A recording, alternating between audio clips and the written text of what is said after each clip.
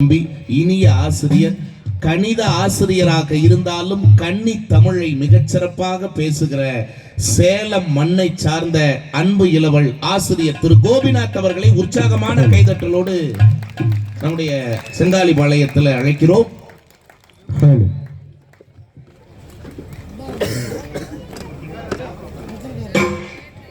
பொன்மகளே தேவியம்மா, பொற்பனே காளியம்மா, ஆலங்குடி நாடியம்மா, பொன்மகளே தேவியம்மா, பொற்பனே காளியம்மா, ஆலங்குடி நாடியம்மா.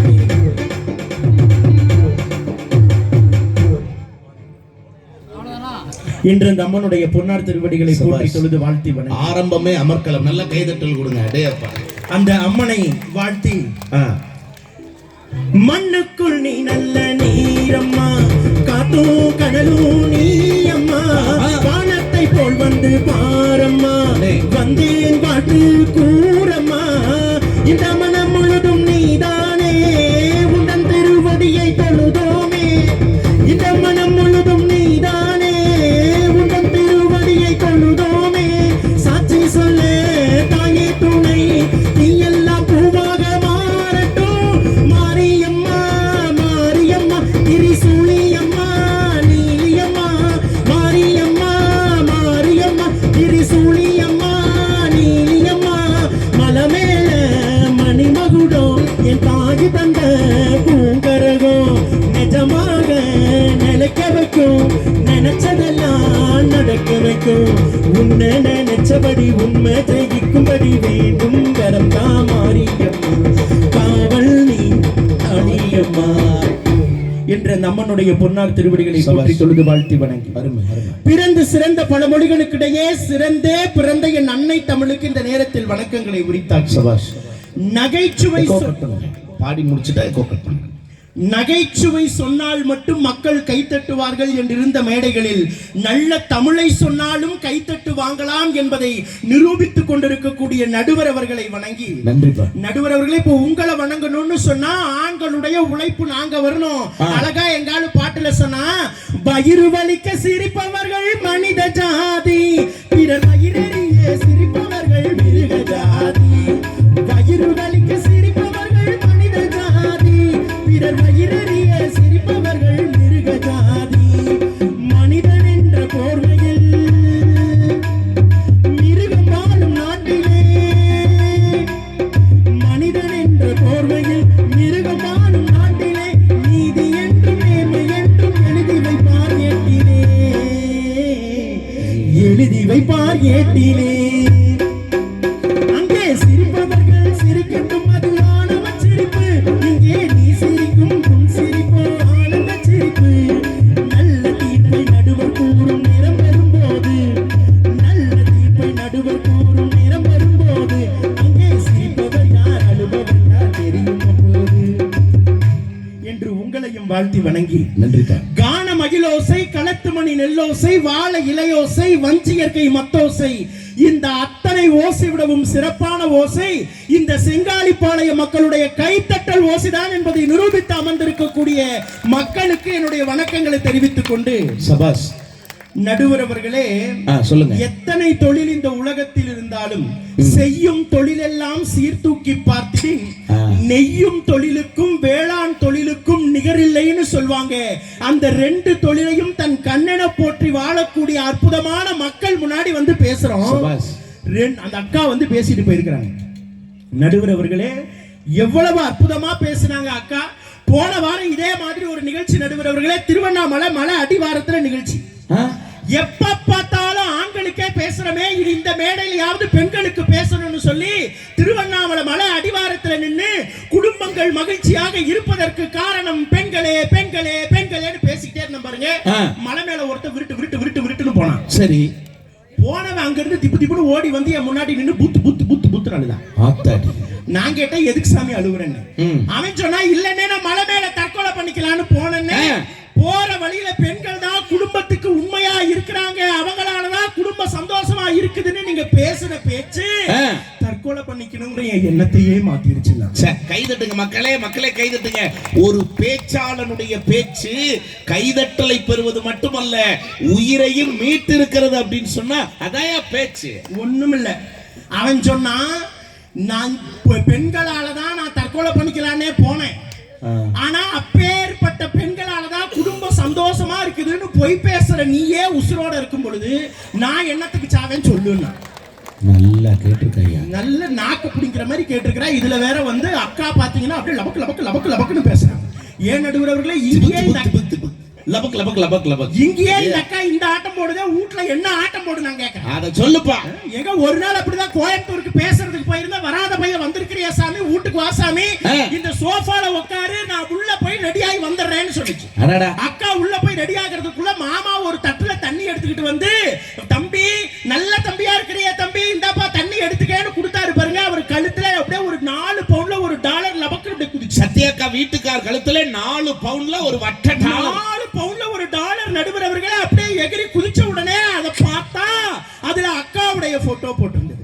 நான் மாமா கிட்ட கேட்டேன், ஏன் மாமா அக்காவுடைய போட்டோவை டாலர்ல போட்டு சுத்துறீங்களே, அக்கா மேல உங்களுக்கு அவ்வளவு காதலா அவ்வளவு பாசமான்னு கேட்டதுக்கு அவர் சொன்னாரு, இல்லடா தம்பி, காதலும் கிடையாது பாசமும் கிடையாது. என்னைக்கு உங்க அக்கா போட்டோவை டாலர்ல போட்டோம்னா அன்னையில இருந்து பேயி பிசாசு பில்லி சூனியம் எதுவும் என்ன அன்றது இல்லைன்னு. தம்பி நீங்க அப்படி கேட்டீங்க.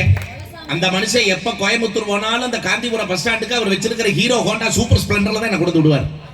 அன்னைக்கு பாக்குறேன், இந்த வண்டி எத்தனை கிலோமீட்டர் வேகத்துல ஓடுதுன்னு காட்டுறக்கு ஒரு ஸ்பீடா மீட்டர்னு ஒண்ணு இருக்குமே, அதுல மாகாளியம்மா பாரியம்மா மட்டும் தானே நம்ம ஒட்டி வைப்போம். அந்த மனுஷன் இந்த அம்மா மைக்க பிடிச்சி பேசுற மாதிரி படத்தை ஒட்டி வச்சிருக்காரு.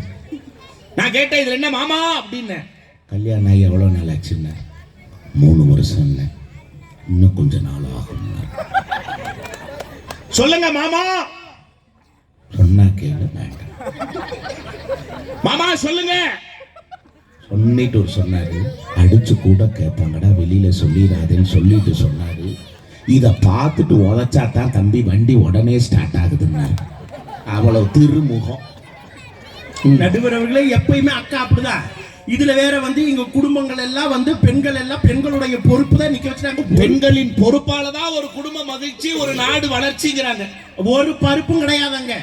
2 வந்து உட்கார்ந்து இருக்குது பாருங்க நடுவர் அவர்களே. செங்காலிப்பாளையத்து இளைஞர்கள், நீங்க எப்பேற்பட்ட இளைஞர்கள், எப்பேற்பட்ட இளைஞர்கள், 5 10 எங்க செங்காலிப்பாளைய இளைஞர்கள்னாலே கெத்துன்னு வந்து உட்கார்ந்து முன்னாடி வந்து பேசி கிடக்காங்க.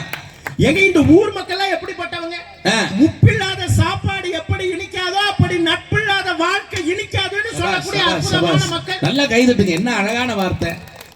வந்து உன்னா எடுத்ததுல இருந்து அங்க இருந்து ஆரம்பிச்சு இங்க வரைக்கும் கட கட கடன்னு பேசி போய் உட்கார்ந்து இருக்காங்க. தம்பி அதுலயே அவங்க வீட்டுக்காரர் அந்த ஃப்ரிட்ஜ்ல பண்ண வேலை. இதுல வேற டபுள் டோர் ஃப்ரிட்ஜ். எங்க வீட்ல அந்த மாதிரி பிரச்சனையே இல்ல கோபி. உண்மையிலுமே இந்த வெய்ய காலம் ஆரம்பிச்சிருச்சு பாருங்க. டே அப்ப ஈரோடு மாவட்டம் தான் உலகத்திலேயே, ஏன் தமிழ்நாட்டிலேயே பாத்தீங்கன்னா முதல்ல 100 டிகிரி தொட்டது எங்க மாவட்டம் தான், ஈரோடு மாவட்டம் தான். உண்மையிலுமே உள்ளதுல தண்ணி எடுக்க குடிக்கலாம்னு ஃப்ரிட்ஜை திறக்கிறேன், உள்ள 3 நைட்டியை மடிச்சு வச்சிருக்காங்க.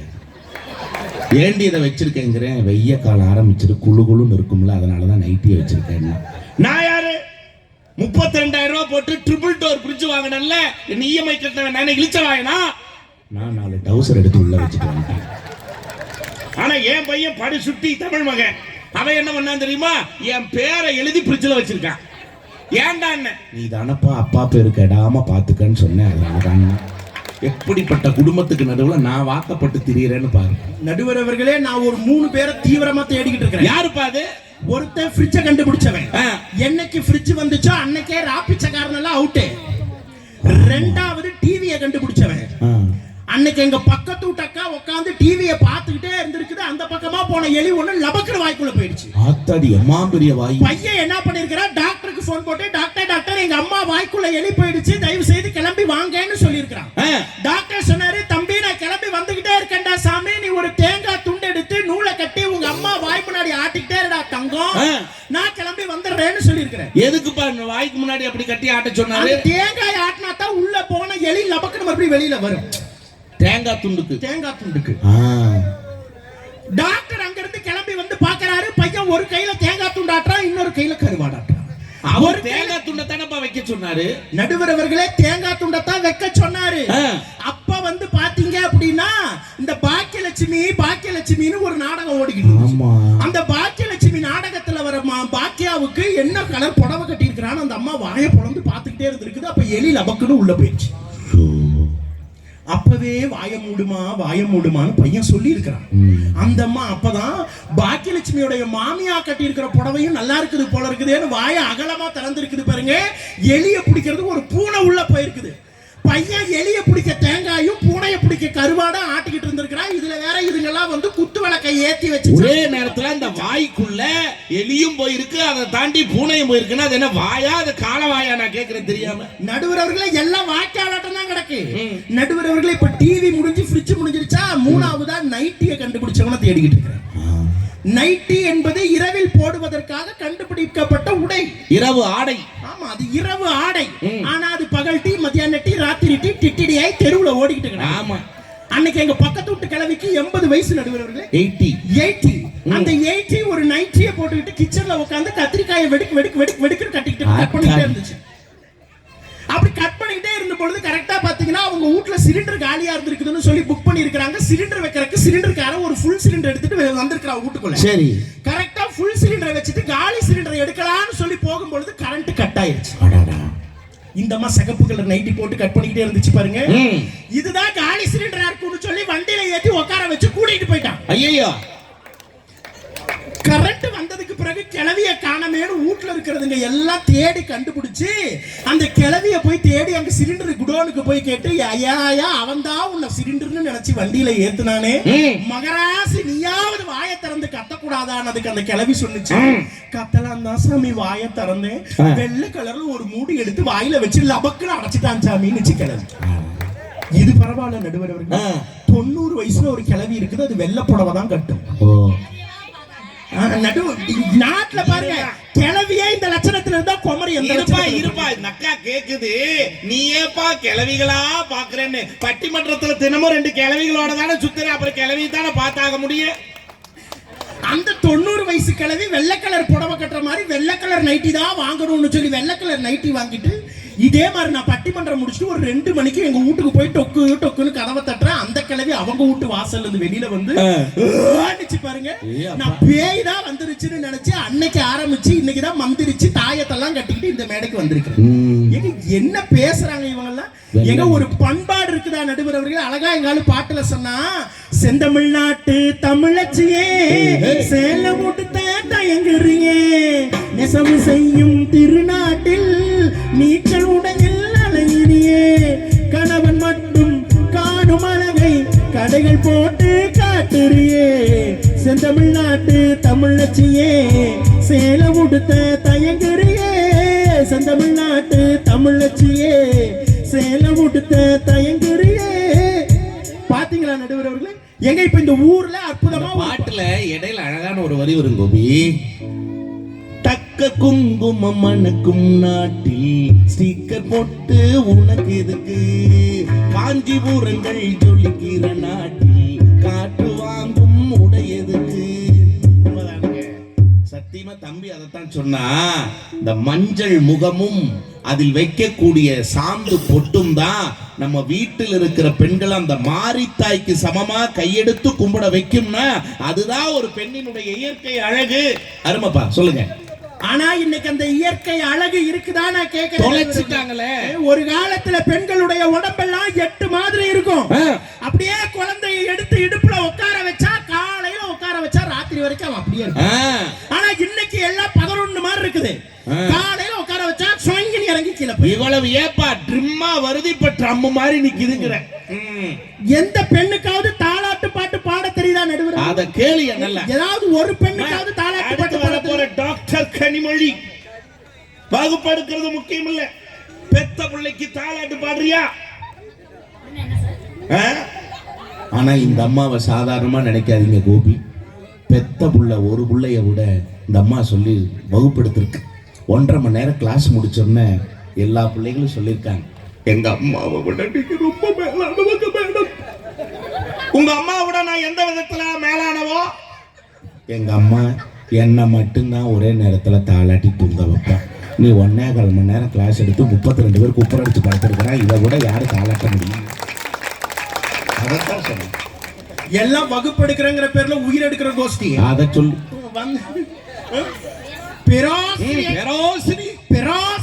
இது எப்படி இருக்கு தெரியுமா? 2000 3000 ஜிப்பிலி கிப்பிலாப்பி நம்ம போய் நிக்க வேண்டியதா. ஏங்க ஒரு குடும்பத்திலேயாவது இன்னைக்கு குடும்பம் எப்படி இருக்குதுன்னா, ஏங்க இன்னைக்கு இந்த ஊர்ல ஒரு அற்புதமான ஒரு பட்டிமன்றத்தை ஏற்பாடு பண்ணி இத்தனை ஊர் மக்கள் இங்க வந்து உட்கார்ந்து நம்ம பேச்சை ஏன் கேக்குறாங்க? சேலத்துல இருந்து செவத்த தம்பி ஒருத்தர் வருவா, அப்படி கருத்தா பேசுவா, அப்படி அவர் கருத்தா பேசுறத டைரியில எழுதி வச்சு, அந்த அக்கா என்னது கனத்த தம்பி கருத்தா பேசுது அப்படி சரி வச்சுக்கங்க, அப்படிதான் அந்த தம்பி அழகா பேசுவா, அப்படி நாளையில இருந்து அதை நம்ம வாழ்க்கையில கடைபிடிக்கலாம்னு இவ்வளவு பெரிய நிகழ்ச்சியை ஏற்பாடு பண்ணிருக்காங்க. பிறகு அதெல்லாம் ஒண்ணும் கிடையாது. வீட்டுல பொண்டாட்டிங்க தொல்லைக்கு இவன் தொல்லை எவ்வளவோ பரவாயில்ல தான் பட்டிமன்றமே ஏற்பாடு பண்ணி வச்சிருக்காங்க. அண்ணெல்லாம் எவ்வளவு அற்புதமா தட்டுறாரு. ஏன் அண்ணன் அவ்வளவு நல்லா தட்டுறாரு? பொண்டாட்டி பக்கத்துல இல்ல, அதனால சந்தோஷமா தட்டுறாரு. அது அந்த அண்ணன் பாருங்க, வந்ததுல இருந்து பாருங்க, அவர் தலையவே தான் நானும் பாத்துக்கிட்டேன். ஏன் சொட்ட தலை போட்டு உட்கார்ந்து இருக்கிறார் நடுவர் அவர்களே. நீங்க ஆண்களுக்கு மட்டும் ஏன் சொட்ட தலை வருது? ஏன் ஆண்களுக்கு மட்டும் சொட்ட விழுது? ஆண்களுக்கு மட்டும் ஏன் தெரியுமா சொட்ட விழுது? கல்யாணத்தன்னைக்கு பொண்ணோட அப்பா மாப்பிள்ளை கிட்ட வந்து சொல்லுவார், தம்பி இத்தனை நாள் என் வயிற்றுல நெருப்பு கட்டி வச்சிருந்த சாமி, மகராச நீ வந்து உன் தலையில இறக்கி வச்சுட்டேன் தம்பி அப்படிம்பார். அன்னைக்கு பொசுங்கிற முடிதான் இன்னைக்கு வரைக்கும் 4 முடி கூட நட்டுக்கு பார்க்க மாட்டேங்குது. பாருங்க அண்ணன் எப்படி இருக்கிறாரு, பொசிங்கிருச்சு அத்தனையும். இதுல மாப்பிள்ளை அறையில நடுவர் அவர்களே நீங்க டும் டக்க மாட்டிக்கிட்டா பாருங்க, அந்த மாப்பிள்ளை அறையில ஓடுற ஃபேன் கூட சிக்னல் கொடுக்குது. மாப்பிள்ளை அறையில? ஆமா ஆமா, அந்த மாப்பிள்ளைக்குன்னு ஒரு ரூம் கொடுத்திருப்பாங்க, மணமகன் அறைன்னு பேரு. அந்த மணமகன் அறையில ஓடுற ஃபேன் கிறுக்கா கிறுக்கா கிறுக்கா கிறுக்காங்குது. அந்த கல்யாண மண்டபத்து வாசல்ல பொண்ணு மாப்பிள்ளையும் வழி அனுப்பும் பொழுது பொண்ணு அழுதுகிட்டே இருந்திருக்குது. பொண்ணுடைய தம்பி கேட்டிருக்கிறான் தாத்தா கிட்ட, தாத்தா அக்கா ஏன் தாத்தா அழுவுதுன்னு இருக்கிறான். தாத்தா சொன்னாரு, கவலைப்படாதரா தம்பி, அக்கா இன்னைக்கு மட்டும்தான் அழுது, நாளையில இருந்து மாமா அழுகிறதுக்கு ஆரம்பிச்சிடுவான்னு.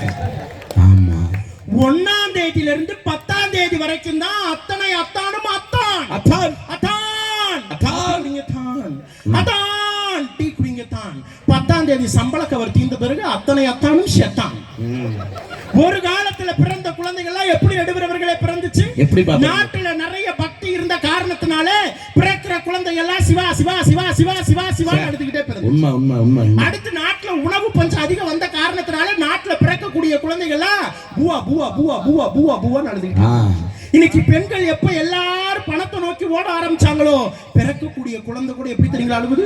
ரூவா ரூவா ரூவா ரூவா ரூவா ரூவா ரூவா ரூவா ரூவா ரூவா. இன்னைக்கு எங்கப்பா பெத்த எடுக்கிறாங்க?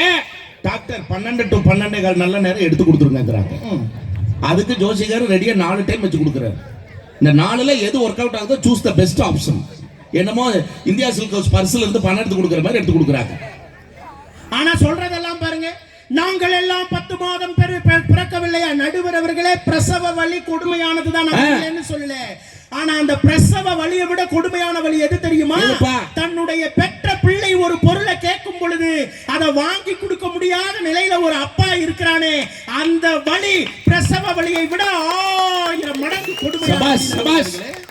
நீங்க சாதாரணமா நினைச்சிடக்கூடாது. இல்ல உண்மை கோபி, நான் பார்த்திருக்கேன்.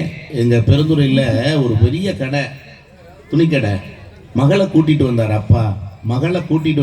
மகளுக்கு பிறந்த நாள் அம்மாக்கா, அந்த பிள்ளைக்கு 12வது என்னமோ பிடிக்கிறா. எல்லா ட்ரெஸ்ஸும் அம்மாவும் வர்றா, அப்பாவும் வந்தாங்க. இந்த ட்ரெஸ்ஸை பார்த்துட்டே வந்ததுல இந்த ட்ரெஸ் வேணும். அந்த ட்ரெஸ்ஸில் விலையை பார்த்தா நம்ப மாட்டீங்க, 11,000 ரூபா போட்டிருந்தது. ஆனால் அந்த ஆள்கிட்ட இருந்தது எவ்வளோ தெரியுமா? வெறும் 7,000 ரூபா தான் இருந்துச்சு. சாதாரண கூலி வேலை செய்கிறவன் தான். ஆனால் மிச்சம் 5,000 ரூபாய்க்கு எங்கே போகிறது?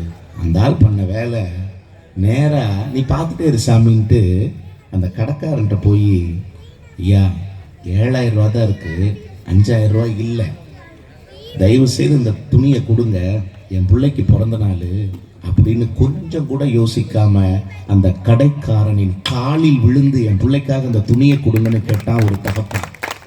ஏன்னா வாழ்க்கையில் தன்னுடைய மகிழ்ச்சியை விட தன் மகளுடைய மகிழ்ச்சி தான் தனக்கு மகிழ்ச்சி என வாழுகிற தந்தைகளுக்காக ஒரு நல்ல கைதட்டல் கொடுங்க. கையில வாங்கி தரக்கு காசு இல்லாத போது ஒரு வலி வலிக்கும் பாரு, அதுதான் பிரசவ வலியை விட பெருசுன்னு பாருங்க. அட்டகாசம். இங்கே ஒரு திருவிழான்னு இப்படி வரும் பொழுது, ஒரு திருவிழாவுக்கு அப்பாவும் குழந்தையும் அம்மாவும் வரும் பொழுது சாமி கோயிலுக்கு போய் சாமி கும்பிடுவாங்க. அம்மா என்ன பண்ணுவா, இடுப்புல தூக்கி வச்சு அங்க பாரா சாமி தெரியுது, அங்க பாரா சாமி தெரியுதுன்னு சொல்றது அம்மாவினுடைய வழக்கம். ஆனா அப்பா என்ன தெரியுமா தெரியுமா பண்ணுவாரு? தனக்கு சாமி தெரியலனாலும் பரவாயில்ல, தான் பிள்ளைக்கு தெரியட்டும்னு சொல்லி தோள் மேல தூக்கி வச்சு, அங்க பாரா தம்பி சாமி தெரியுது, அங்க பாரா தம்பி சாமி தெரியுதுன்னு சொல்லுவாரு. சின்ன பையனா இருக்கும் பொழுது அப்ப பையனுக்கு தெரியல. வளர்ந்த பிறகு அந்த பையன் சொன்னா, அப்பா சின்ன வயசுல கோயிலுக்கு கூட்டிட்டு போய் சாமி தெரியாதப்ப தோல்ல தூக்கி வச்சு, அங்க பாரா சாமி, அங்க பாரா சாமின்னு நீ சொல்லும் பொழுதெல்லாம் எனக்கு தெரியல, ஒரு சாமி மேல உட்கார்ந்துதான் நான் இன்னொரு சாமியை பார்த்துக்கிட்டு இருந்தேன்னு சொல்லி அப்பாவினுடைய அன்பை சொல்கிறான் என்று சொன்னால் அங்கே இருக்குதுங்க அப்பாவினுடைய உழைப்பு. அழகா எங்கால அந்த பாட்டுல சொன்னா, சிலுவைகளை நீ சுமந்து மாலைகள் எமக்கு சூட்டினாய், சிறகடிக்கும் பறவைகளாய் வானத்தை போல மாறினாய், ஒரு சேவல் தான் நடை காக்குதே, அந்த அதிசயம் பாருங்கள், அண்ணன் வாழ்த்துங்கள். எங்கள் வீட்டில் எல்லா நாளும் கார்த்திகை, எங்கள் நிலவில் என்றும் இல்லை தேய்பிறை,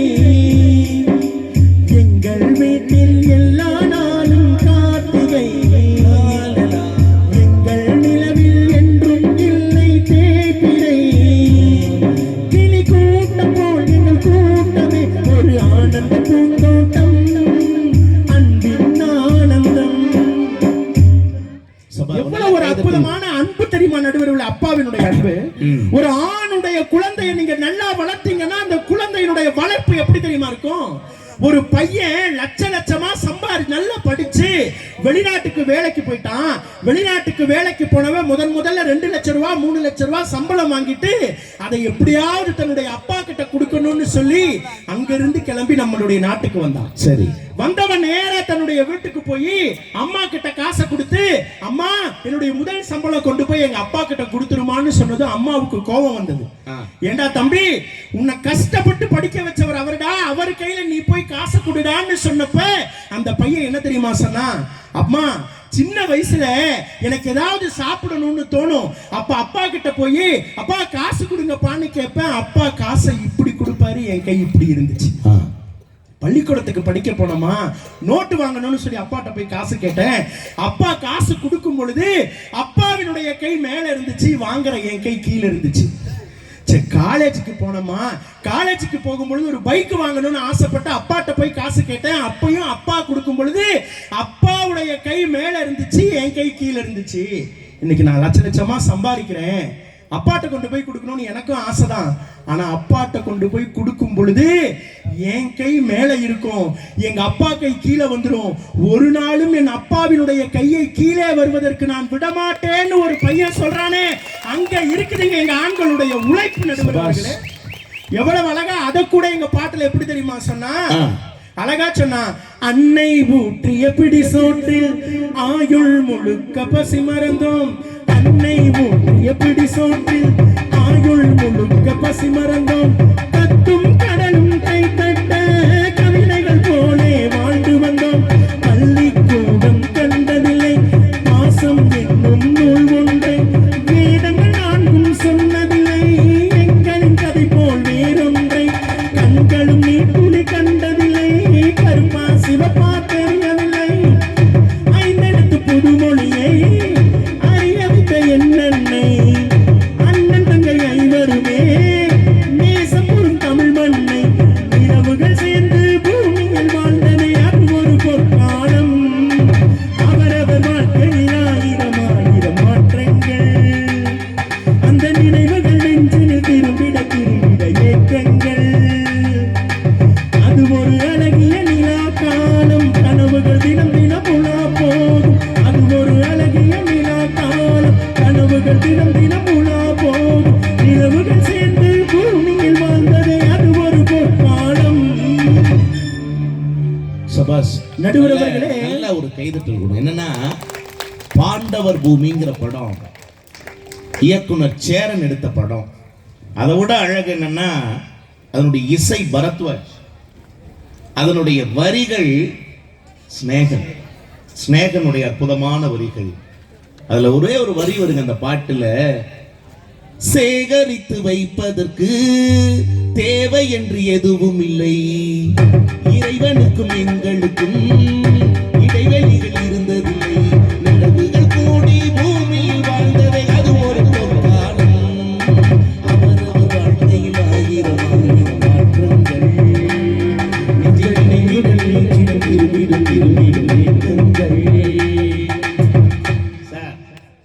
தனக்கென வச்சுக்கிறவன் சாமியை தேடி போவான். ஆனா தனக்குன்னு எதுவும் இல்லாம எல்லாத்துக்கும் கொடுக்கிறவனை தேடி சாமியே வரும்னு சொன்னா எப்படிப்பட்ட விஷயங்கள் இருக்கு நம்மளை சுத்தி. சொல்லுங்க. ஆண்களுடைய உழைப்புங்கிறது வந்து மாறிட்டே இருக்கு, ஷார்ப் அதிகமாகுது, தயவு செய்து ஒரே மாதிரி வைங்க.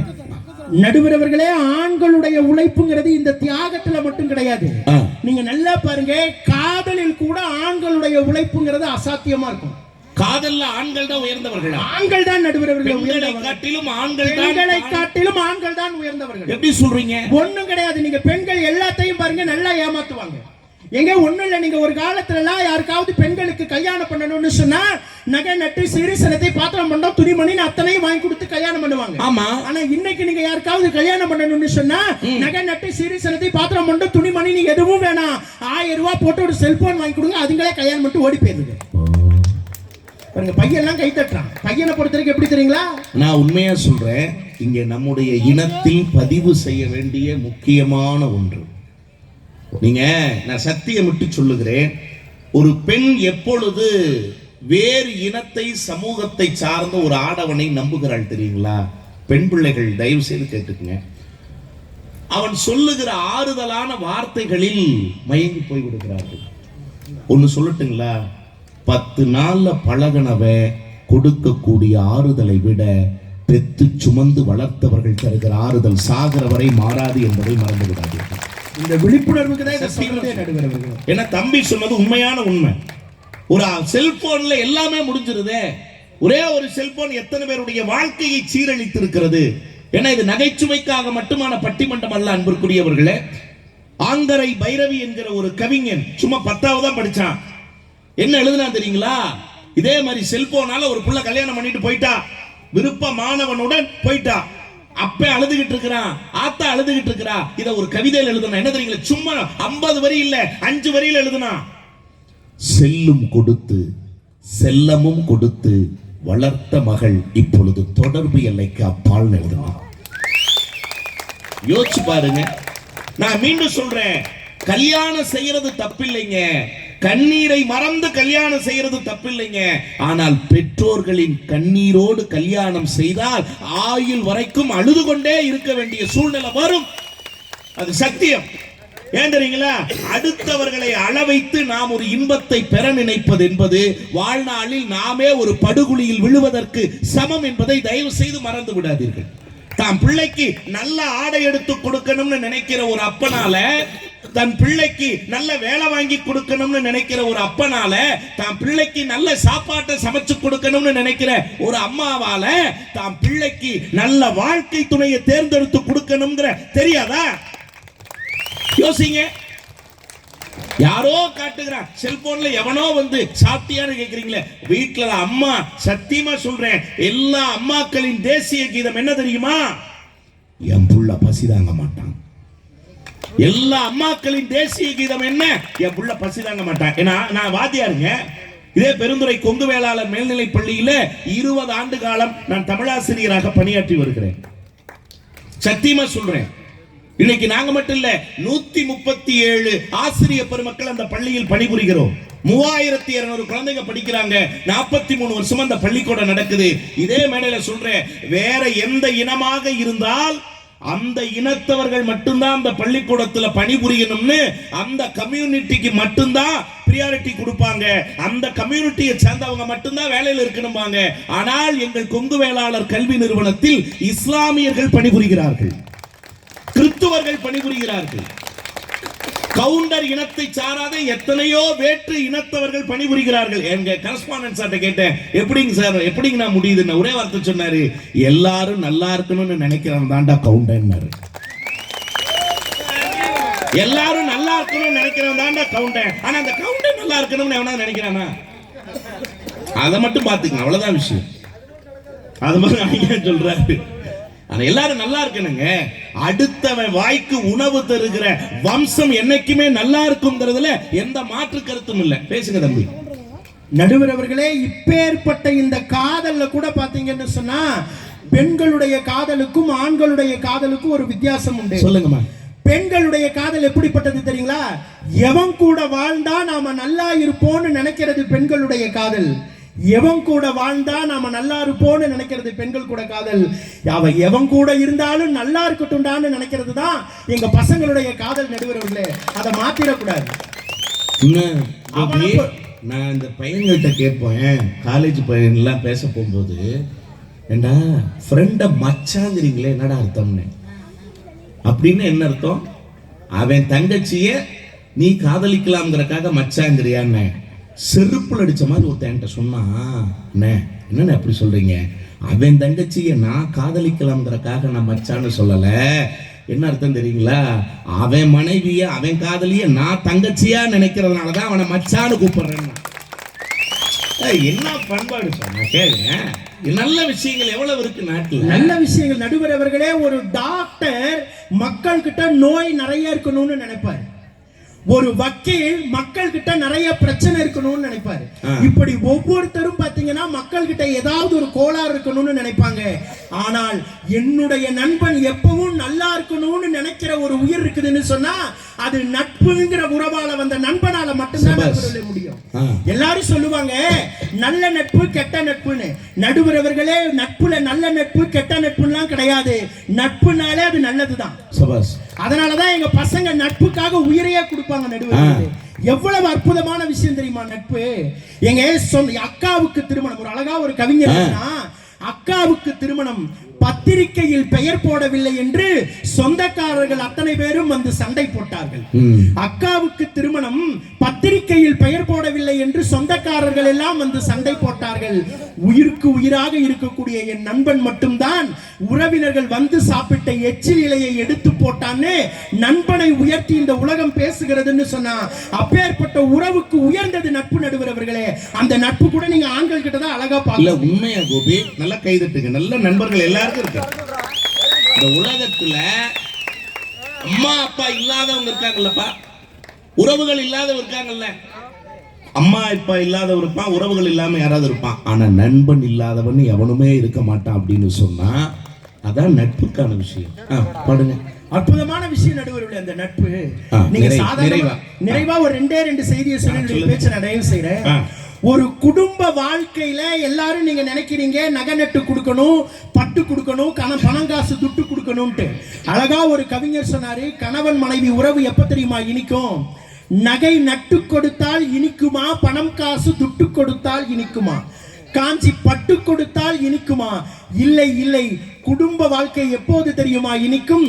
கணவனும் மனைவியும் ஒருவருக்கு ஒருவர் விட்டு கொடுத்தால் தான் இனிக்கும். எவ்வளவு அழகா சொன்னா. ஒரு வீட்டில் கணவன் ஜெயிக்கிறான் என்று சொன்னால் அங்கே பேய் ஜெயிக்கிறது என்று அர்த்தம்.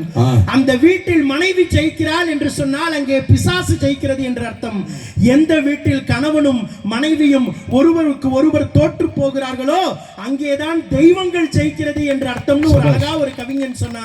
இந்த விட்டு கொடுக்கக்கூடிய குணம் இன்னைக்கு கணவன் மனைவி கிட்ட இல்ல, ஆனா கூட பிறந்த அண்ணன் தம்பி கிட்ட இருக்கு. அது அழகா எங்க பாட்டுல சொன்னா, ராஜாக்கள் மாளிகையும் காணாத இன்பமடா, நாடு கால் மண்டபம் போல் நாங்கள் கொண்ட சொந்தமடா. ராஜாக்கள் மாளிகையும் காணாத இன்பமடா, நாடு கால் மண்டபம் போல் நாங்கள் கொண்ட சொந்தமடா. ரோஜாவின் இதழ்களை போல் தீராத வாசமடா, ரோஜாவின் இதழ்களை போல் தீராத வாசமடா, நூறாண்டு வாழ வைக்கும் மாறாத பாசமடா. முத்துக்கு முத்தாக, சொத்துக்கு சொத்தாக, அண்ணன் தம்பி பிறந்து வந்தோம் முன்னுக்குள் ஒன்னாக, ஒன்னாக கலந்திருந்தோம் முன்னுக்குள் ஒன்னாக. நடுவர் அவர்களே, நிறைவா ஒரே ஒரு செய்தி. பெண்கள் எல்லாம் அவங்களுடைய அர்ப்பணிப்பால பொறுப்பால உயர்ந்து நிக்கிறாங்கன்னு சொல்றாங்க. ஒரே அந்த பெண்களை உயர்த்தி பிடிக்கிறதுல எங்களுடைய ஆண்கள் எப்பேற்பட்ட உயர்ந்தவர்கள்னு சொல்றேன் கேளுங்க. அருணிமா சின்ஹான்னு ஒரு பொண்ணு ரயில்வேல ட்ரெயின்ல போய்கிட்டே இருக்கா. ட்ரெயின்ல போயிட்டே இருக்கும் பொழுது ட்ரெயின்ல கொள்ளையடிக்கக்கூடிய கொள்ளையர்கள் அந்த ட்ரெயின்ல ஏறிட்டாங்க. ஏறினவங்க இவகிட்ட இருக்கிற பொருள் எல்லாத்தையும் பறிச்சுட்டு இவளை தள்ளி விட்டுட்டாங்க. தள்ளி விட்ட வேகத்துல அந்த ட்ரெயின்ல மாட்டின அந்த பொண்ணு 10 கிலோமீட்டர் வரைக்கும் அப்படியே அந்த ட்ரெயின் இழுத்துக்கிட்டே போயிருக்கு. அந்த ட்ரெயின் இழுத்துக்கிட்டே போனதுல அவ கால் ரெண்டும் துண்டாய் போச்சு, கை ரெண்டும் துண்டா போச்சு. படுத்த படுக்கையில் இருக்கா, மரண படுக்கையில் இருக்கா. அவளுடைய தாய் மாமன் போய் பார்க்கறான். தாய் மாமன் போய் பார்க்கும் பொழுது அந்த அருணிமா சின்ஹா கேட்கிறா, மாமா என் நிலைமைய பாத்தீங்களா, கையும் இல்ல காலும் இல்ல, இனி இந்த உலகத்துல எதுக்கு மாமா நான் வாழ போறேன்னு சொன்னப்ப அந்த தாய் மாமா அந்த பொண்ணுகிட்ட என்ன தெரியுமா சொன்னாரு, உன் கையும் போய் உன் காலும் போய் உன்கிட்ட உயிர் மட்டும் இருக்குதுன்னா என்ன அர்த்தம்? அந்த கடவுள் இன்னமும் உன்னை வச்சு இந்த உலகத்துல எதையோ உன்னை சாதித்து காட்ட போறாருன்னு ஒரு அர்த்தம் இருக்கு. உன்னால முடியாத இந்த உலகத்துல எதுவும் இல்ல, உன்னாலையும் சாதிக்க முடியும்னு அந்த பொண்ணுக்கு சொன்னாரு. கையும் காலும் இழந்த அந்த பெண் தான் உலகத்தின் முதல் மாற்றுத்திறனாளி பெண். எவரெஸ்ட் சிகரத்தை ஏறி தொட்டாள்னு சொன்னா எப்பேற்பட்ட சாதனைக்கு சொந்தக்காரி அந்த பெண். அவளை ஊக்குவித்தது எங்கள் ஆண்களுடைய உழைப்பு என்பதை மறந்துடக்கூடாது நடுவர் அவர்களே. அழகா அதை கூட எங்க ஆளு பாட்டுல எப்படி தெரியுங்களா சொன்னா, சொல்லுங்க. கஞ்ச பையன் எல்லாருமே கை இருந்தும் அதை கண்டிருக்கோம் நானும், இதில் யார பார்த்து ஊனம்னு சொல்றீங்க? கடன் கொடுத்தவன் எதிர வந்தா கடன் பட்டவன் ஊமை, இதை கண்டிருக்கோம் நாம, இதில் யார பார்த்து ஊனம்னு சொல்றீங்க? கண்ணதாச சொன்னாங்க, வைரமுத்து சொன்னாங்க, ஊனம் என்பது உடம்புக்கு தான் மனசுக்கு இல்லை சொன்னாங்க. கண்ணதாச சொன்னாங்க, வைரமுத்து சொன்னாங்க, ஊனம் என்பது உடலுக்கு தான் மனசுக்கு இல்லை சொன்னாங்க. ஊனம் என்னடா ஊனம், அந்த ஞானம் வர வேணும், அந்த ஞானம் வர வேணும்னா மனசு மாற வேணும். ஊனம் ஊனம் ஊனம் இங்கே ஊனம் யாருங்க? உடம்பில் உள்ள குறைகள் எல்லாம் ஊனம் இல்லைங்க. உள்ளோ நல்லா இருந்தா ஊனம் ஒரு குறையில்லை, உள்ளோ ஊனப்பட்டா உடம்பு இருந்தும் பயனில்லை. ரெண்டு காலு உள்ளவனோ கெடுக்கிறான், சிலர் ஒத்த காலில் நல்ல வழி நடக்கிறான். ஊன ஊன ஊன ஊன யாருங்கோ? நடுவர் அவர்களே, இந்த மக்களிடத்தில் ஒரே ஒரு செய்தியை சொல்லி என்னுடைய பேச்சை நான் நிறைவு செய்கிறேன். உங்கள் ஊரில் முதியோர் இல்லங்கள் இருந்தால் அந்த முதியோர் இல்லங்களுக்கு பொன் கொடுங்கள், பொருள் கொடுங்கள், காசு கொடுங்கள், பணம் கொடுங்கள். ஒருபோதும் உங்கள் வீட்டில் இருக்கக்கூடிய அப்பாவையோ அம்மாவையோ தாத்தாவையோ பாட்டியையோ முதியோர் இல்லத்திற்கு கொடுத்து விடாதீர்கள். அவர்கள்தான் நம் பண்பாட்டின் வேர்கள், அவர்கள்தான் நம் வாழ்க்கைக்கான அர்த்தங்கள். அப்பேற்பட்ட சொந்த பந்தங்களை எப்போதும் கட்டுக்கோப்பாக காப்பாற்றுவது ஆண்களுடைய உழைப்பே என்று சொல்லி வாய்ப்பளித்த நல்ல உள்ளங்களுக்கு நன்றி பாராட்டி விடைபெறுகிறேன். நன்றி, வணக்கம். ஒரு அருமையான பேச்சு, ஒரு ஆற்றலுக்கான ஒரு பண்பாடான பேச்சு. நல்ல ஒரு கைதட்டல் கொடுக்கலாம் அன்பு தம்பிக்கு இன்னும்.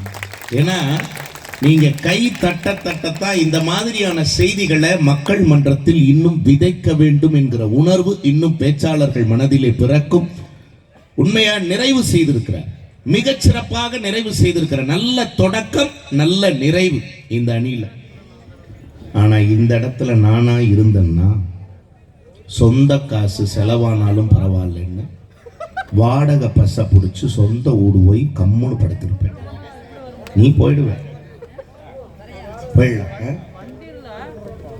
ஆனா இப்ப வரப்போறாங்க பேராசிரியை ஒரு ராக்கெட் விடுறக்கு கவுண்டவுன் மாதிரி நம்முடைய நிகழ்ச்சியின் நிறைவு பேச்சாளரா இந்த 3 பேரினுடைய பேச்சையும் அப்படி உச்சத்துக்கு கொண்டு போற மாதிரி நிறைவு பேச்சாளராக, விரைவு பேச்சாளராக 15 நிமிடங்களில் நல்ல கருத்துக்களை நானிலத்திற்கு வழங்க நாவுக்கரசியார் அருமை சகோதரி கனிமொழி அவர்களை உங்கள் கைதட்டலோடு, பெண்களின் பொறுப்புணர்வு தான் வீடும் நாடும் வளர்ச்சி காரணம் என்று வாதிட வருகிறார். Hello check. ஹலோ சார், கொஞ்சம் ஏத்துங்க. என்ன எஸ்டிடி குரூப்ல வேலை செஞ்சியாமா? இல்ல சார், நான் அவரை கரெக்ட் பண்ணிட்டு இருக்கேன் சார். அவரை கரெக்ட் பண்றியா? அந்த அம்மா அவங்க பொண்டாட்டிக்கு தெரிஞ்சதுன்னா